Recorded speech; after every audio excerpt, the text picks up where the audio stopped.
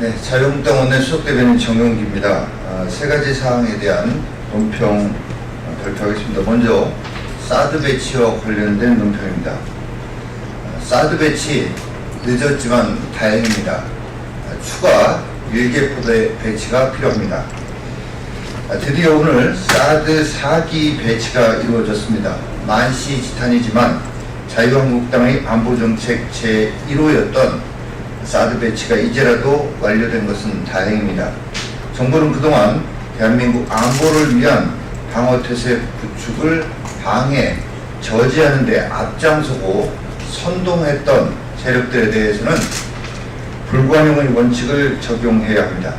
지난 7월 29일 대통령의 사드 4기 배치 지시를 조속히 수행해야 함에도 41일 동안이나 안보에 구멍이 뚫리는 것을 사실상 방조한 책임자와 관련자들도 엄하게 처벌해야 합니다.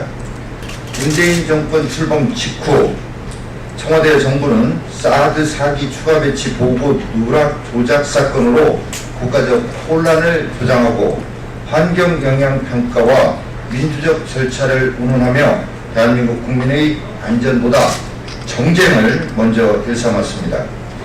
집권 여당인 더불어민주당 또한 사드 배치 반대를 당론으로 정하고 나서서 지속적으로 반대했고, 여당 소속 의원들은 폐기한 가발을 쓰고 0으로 측정된 사드 전자파에 온몸이 타들어간다고 하는 괴담을 유포하는 공연을 자행하는 등 대국민 쇼를 일삼아 왔습니다.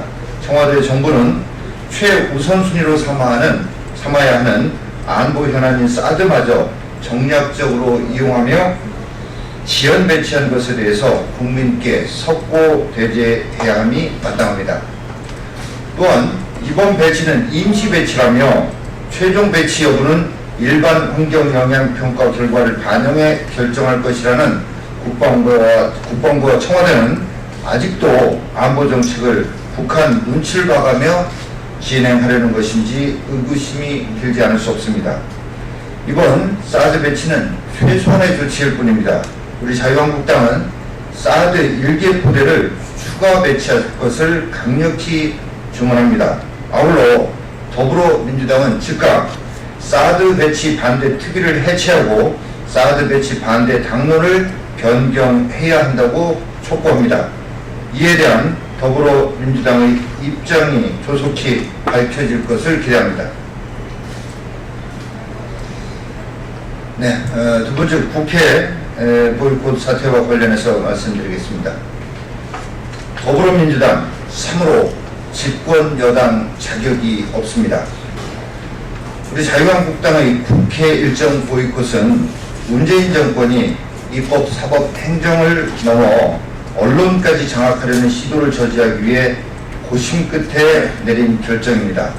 지난 주말부터 제1야당으로서 언론 자유 탄압과 안보 파탄으로 불안해하는 국민들의 목소리를 대변해서 자유민주주의 수호를 위한 투쟁을 국민과 한마음으로 진행 중에 있습니다.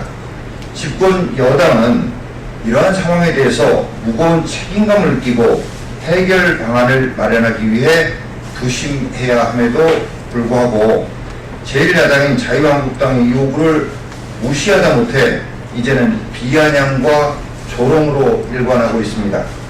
일부에서는 오히려 대정부 질문까지 자유한국당의 보이콧이 이어졌으면 좋겠다라는 얘기가 집권 여당 의원들 사이에서 돈다고 합니다.